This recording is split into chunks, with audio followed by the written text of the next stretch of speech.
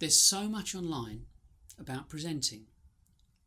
It's an art form in itself. It's about public speaking and also acting in front of a camera, and probably other people too. So I guess we should get to it.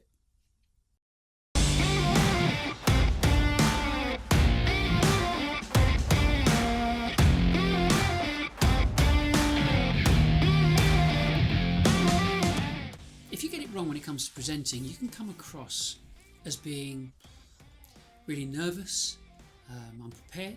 You'll end up losing the confidence of your prospects and customers who are watching you. I like to recommend that the convivial, open, outgoing and gregarious salespeople are asked if they want to get in front of the camera and present. It kind of separates the men from the boys. But in reality, if you, as CEO or managing director, gets in front of the camera, then the approach, heart and the feel of the company can come across in a way that no employed person or salesperson can ever do.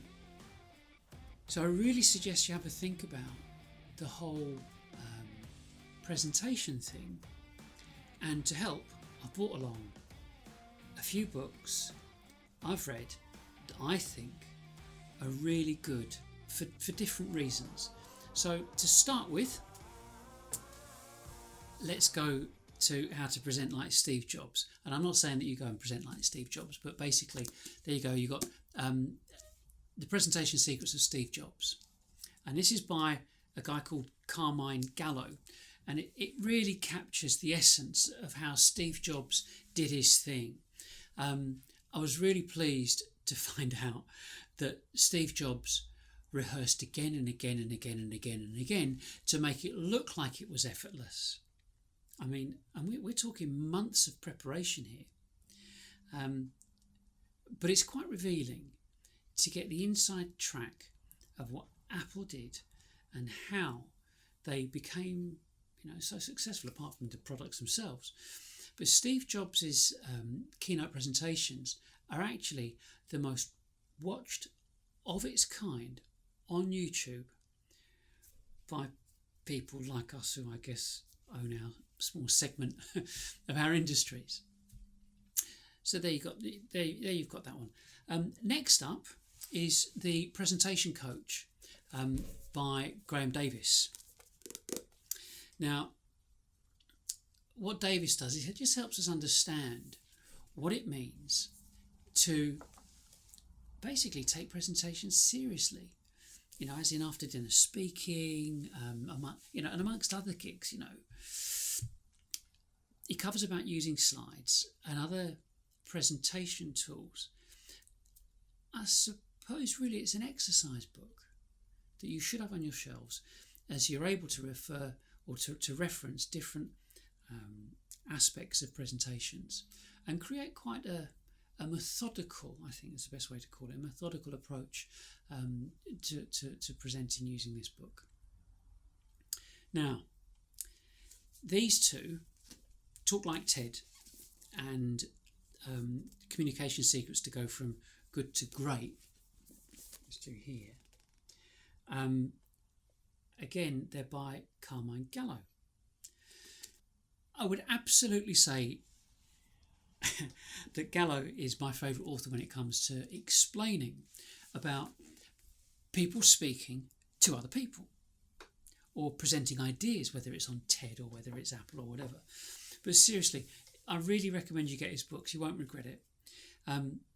He writes in a way that that's really quick to read.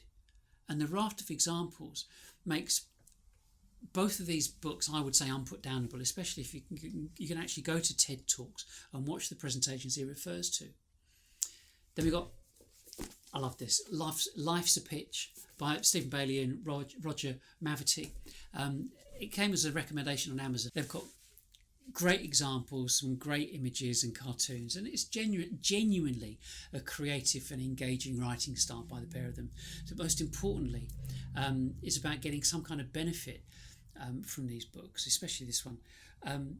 It's a good addition to your presentation library, and like I said, it's a bit of fun to read. Now this one, Resonate, I think has got to be one of my favourite business books of all time, by Nancy Duarte, and she and her husband run this company called Duarte. I found myself having multiple aha moments when I started to understand, and this is really interesting, about great speech writers and how they plied their trade. These are the speech writers, not the individuals, with their clients like Ronald Reagan, JFK, Martin Luther King, and other people, and how they anticipated applause and concern, through their speeches, but also the clarity in explaining about the hero and the protagonist in a business situation. And I mentioned Star Wars before, but she uses Star Wars and Luke Skywalker and Yoda. And for me, in terms of presentation, that it was a pivotal moment I get it. And then another book that Duarte did, which 100% goes hand in hand with Resonate, because it accurately explains who and why your slides or props should be crafted for, and how they should be crafted when you're doing presenting. You must get them. It's a great one to look at. You've then got Illuminate, which Nancy Duarte did with a woman called Patti Sanchez. And Illuminate charts a path through the business process of communications with customers and staff and co-workers at all levels. It was interesting for me because I'd read Resonate and Slideology to then see how Duarte, her and her company, evolved in their technical presentations of their, I suppose it's just a well-honed craft. And then finally, just the last one up, which is Presentation Zen. I included it because it covers various factors and subjects like with Resonate and Slideology, but in a different way. And it did bring a nice smile to my face when I realised that the author, Garr Reynolds, worked with Nancy Duarte, and he went off and came up with his own book. But these books lend themselves to helping you get a structured understanding of the psychology of presenting and what's going through your prospects or your customers' minds. And it's also important to make the connection to images and to exploit the flow of how people assimilate information. I suppose it's the correlation between speaking and using visuals that shows the mark of a good communicator, because people assimilate more information visually and audibly than they just do by reading text.